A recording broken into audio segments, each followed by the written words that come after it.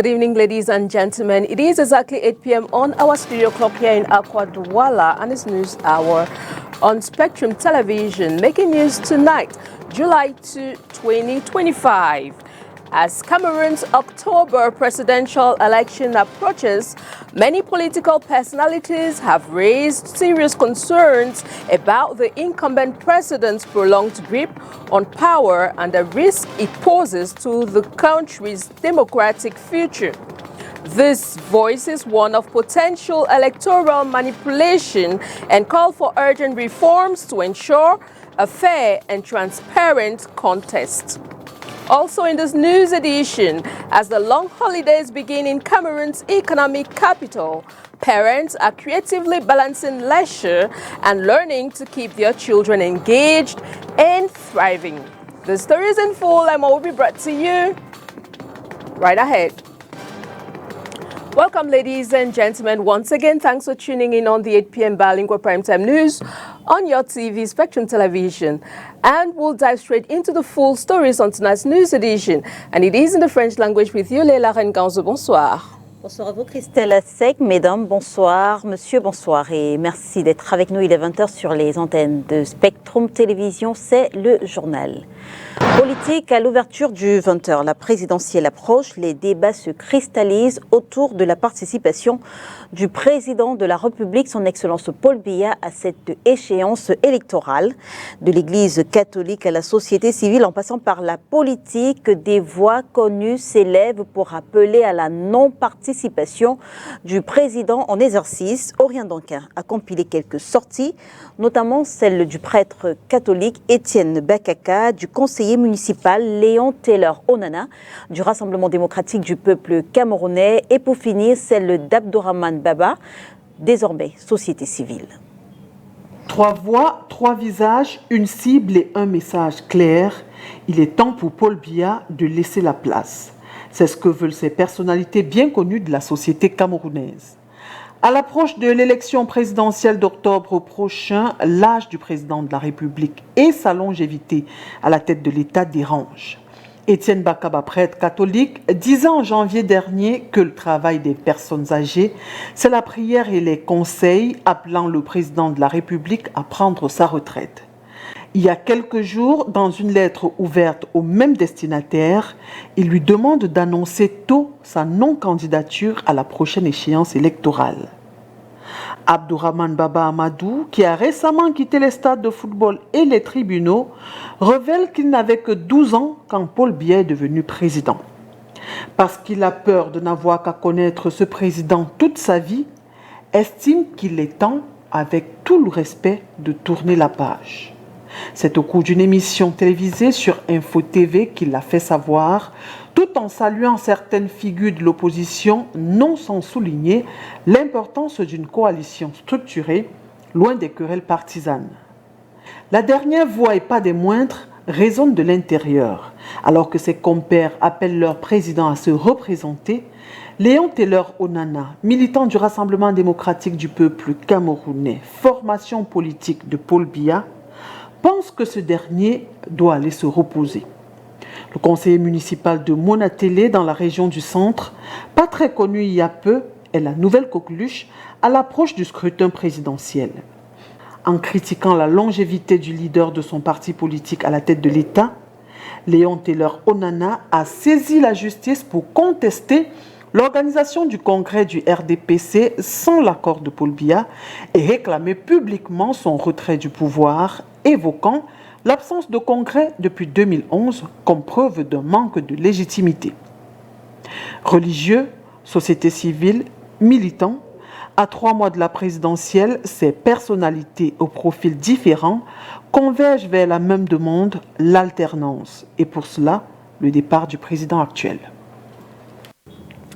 Inscription sur les listes électorales et les CAM et la société civile ensemble pour un enrôlement massif des Camerounais en vue de l'élection présidentielle d'octobre 2025. Ils ont choisi le rond-point d'Eido, lieu de forte concentration ici même dans la capitale économique du Cameroun, pour installer un point d'inscription, point qui a connu un engouement particulier de la population. Vous nous le dites, Orient Danquin.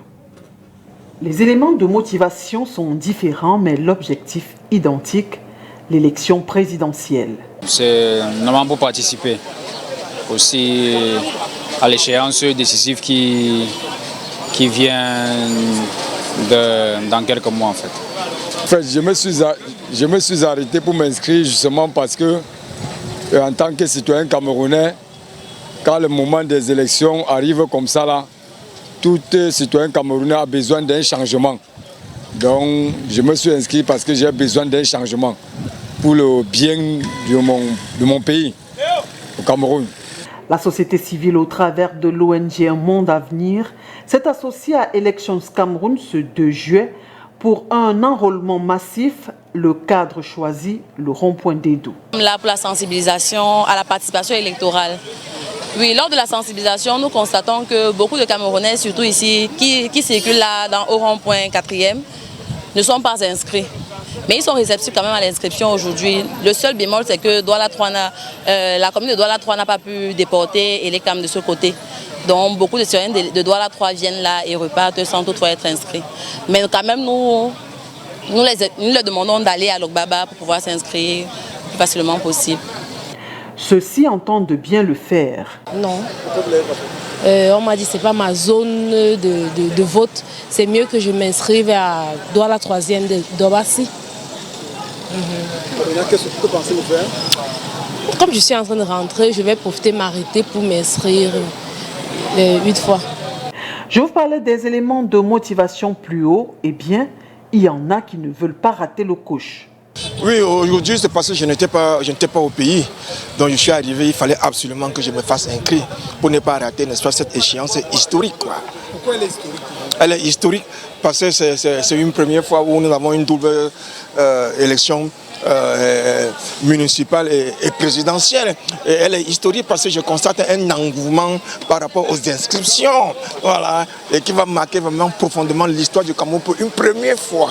Et c'est un véritable virage, voilà. Petite précision, les élections municipales auront en principe lieu au Cameroun en 2025. On comprend bien qu'en plus de la sensibilisation, une éducation à la chose politique est nécessaire. Certains citoyens sont sceptiques sur le fait du déroulement des élections cette année. Ils ont peur de parler, ils ont peur de donner leur avis et se disent que quand on va juste s'inscrire là, ça veut dire qu'on a déjà voté.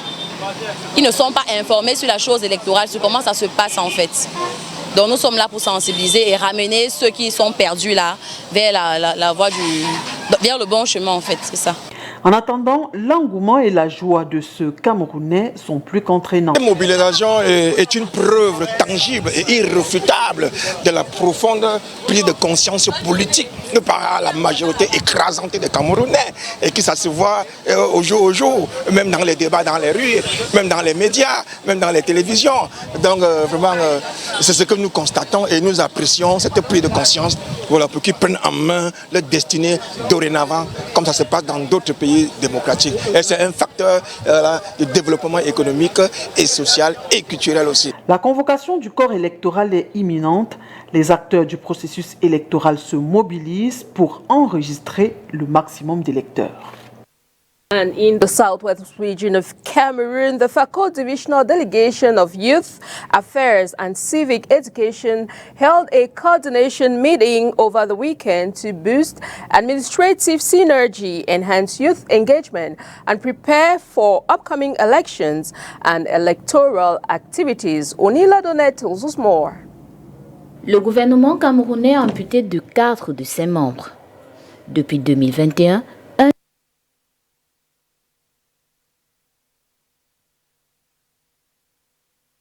to the southwest region of Cameroon, where the Fako Divisional Delegation of Youth Affairs and Civic Education held a coordination meeting over the weekend to boost administrative synergy, enhance youth engagement, and prepare for upcoming elections and electoral activities. Onila Dolet tells us more.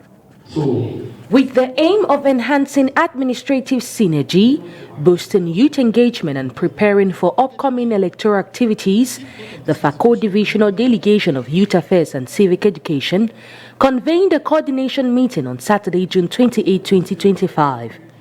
Over 60 staff members attended the meeting with focus on promoting unity, professionalism and proactive civic education as essential components for effective service delivery.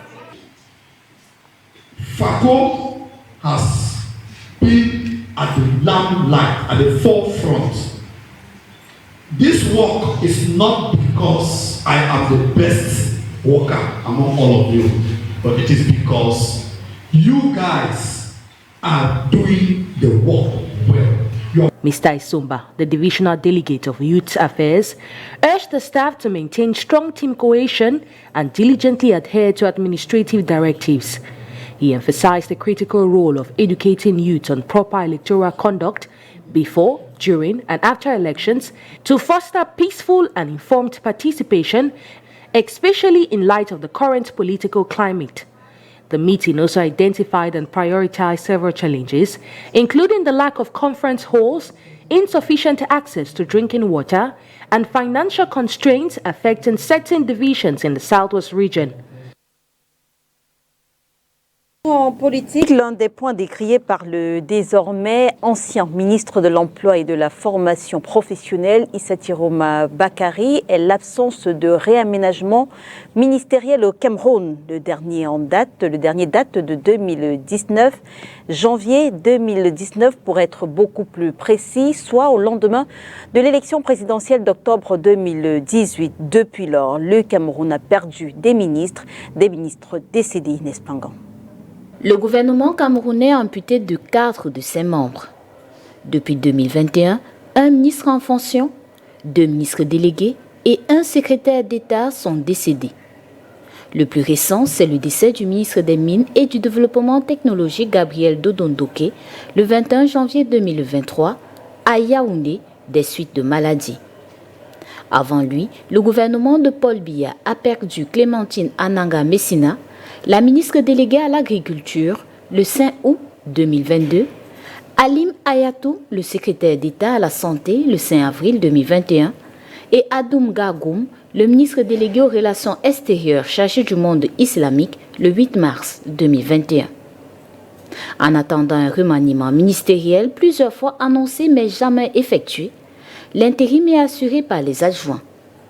Pour le cas du ministre Dodondoké, c'est le secrétaire d'État auprès du ministre des Mines et du Développement technologique, Fou Calistus Gentry, qui le remplace temporairement depuis le 30 janvier 2023.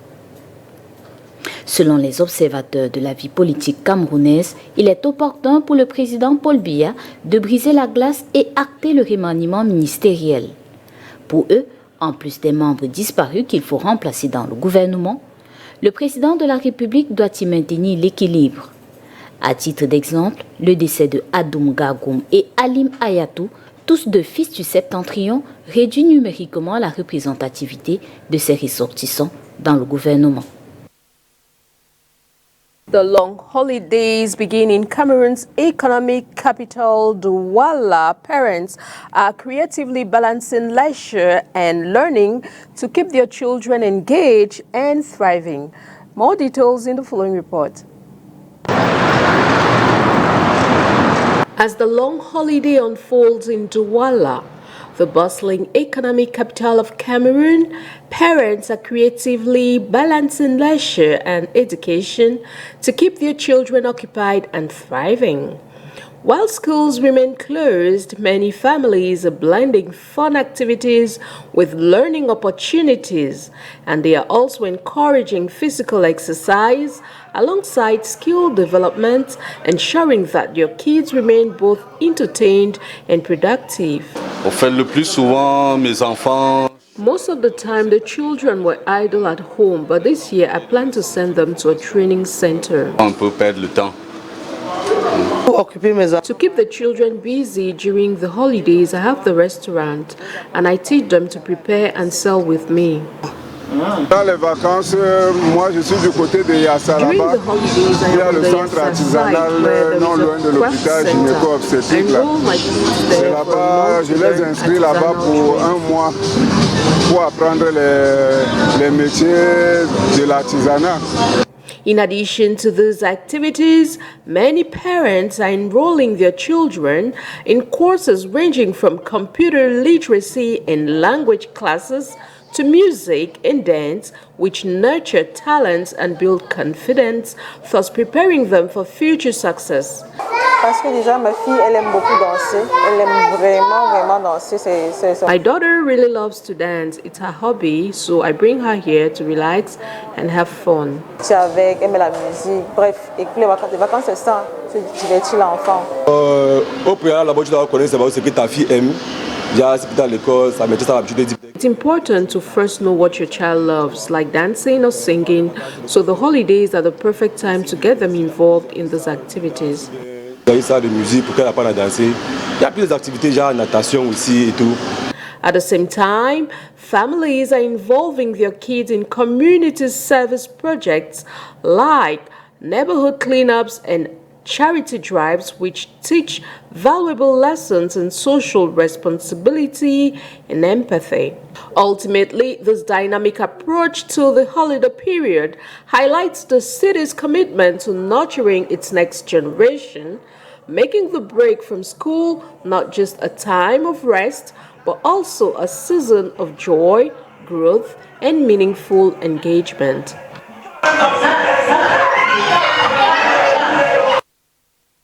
Depuis plusieurs jours déjà, les enfants sont en vacances au Cameroun. Comment avez-vous choisi d'occuper vos enfants pendant ces 3 mois? Nos reporters se sont rendus dans un centre de vacances. Vous le savez également, il y en a plein dans la capitale économique du Cameroun.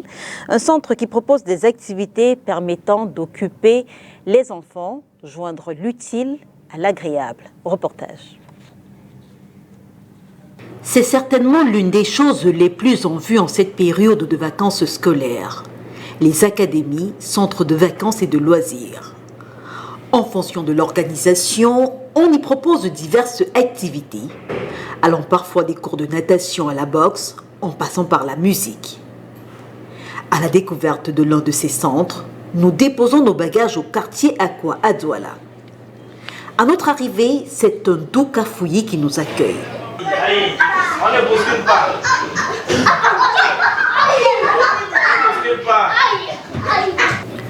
Cours de karaté ou cours de récréation maître. Karaté, nous dit-il, en soulignant le bien fondé de cette discipline. Le karaté, silence là-bas. Le karaté leur permet d'appréhender mieux leur environnement, parce qu'on leur parle de direction, d'aller à gauche, d'aller à droite, d'aller devant, d'aller derrière. Le karaté facilite l'acceptation de l'autre, parce que comme vous voyez, tout le monde ici est pieds nus, que ce soit celui dont le parent a le prado ou que celui dont le parent a la moto, c'est tout le monde pieds nus, c'est tout le monde le même salut, le même os, pour les faire comprendre que tout le monde est comme soi, et pour éviter de créer, installer à eux des paramètres de démarcation sociale. Un peu plus loin, on est un peu plus sérieux.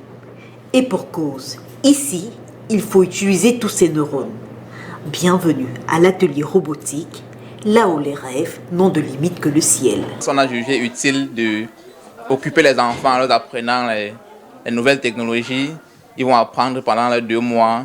Ils vont commencer par faire les petites animations avec les LED.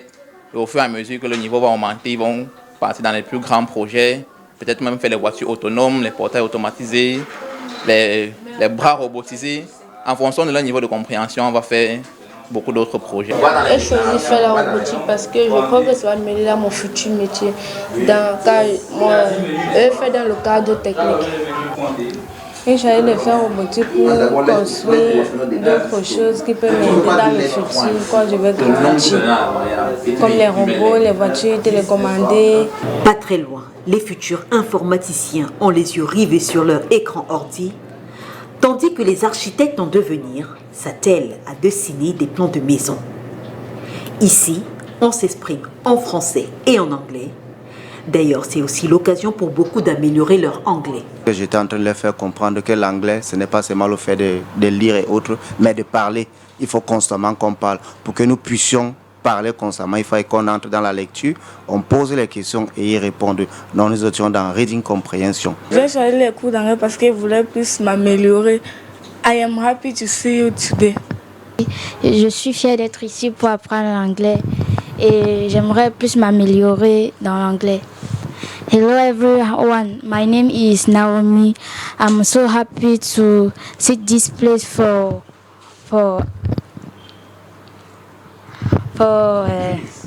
increase the English. Nous décidons de terminer notre ronde par l'atelier musique. C'est le même cafouillis qu'au karaté, avec des enfants très heureux de voir la caméra.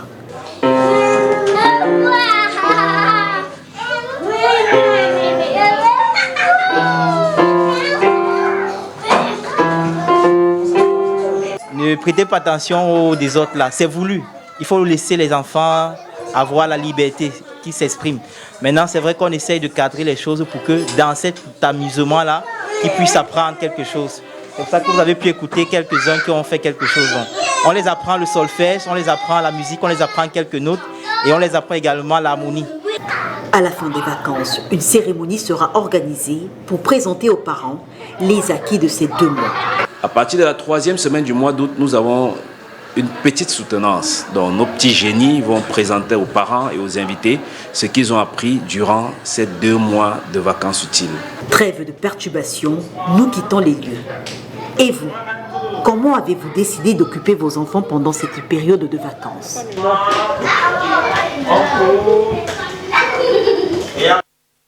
And in sports football, Isosa of Limbe, along with 4 other teams, have been relegated to the regional league, marking a significant shift in the competition landscape. Onila Donet with the rest of the story. Just 2 years ago, Isosa of Limbe set the football world alight, carrying the hopes and dreams of the entire Southwest region. With a squad brimming with passion and talent, led by the promising Albert Tiku, the team surged through the national interpost to earn a coveted spot in the Elite 2 Championship. Fans believed the new powerhouse had arrived, ready to challenge the status quo. But football's unpredictable nature soon tested their spirit. This season, the flame that once burned so brightly has dimmed, as Isosa returns to the Southwest Regional League. Once leaders in their group, they faltered at critical moments, missing out on the promotion playoffs and forced into a fierce relegation battle. Their campaign was marred by setbacks, including controversial refereeing decisions that disrupted their rhythm and morale.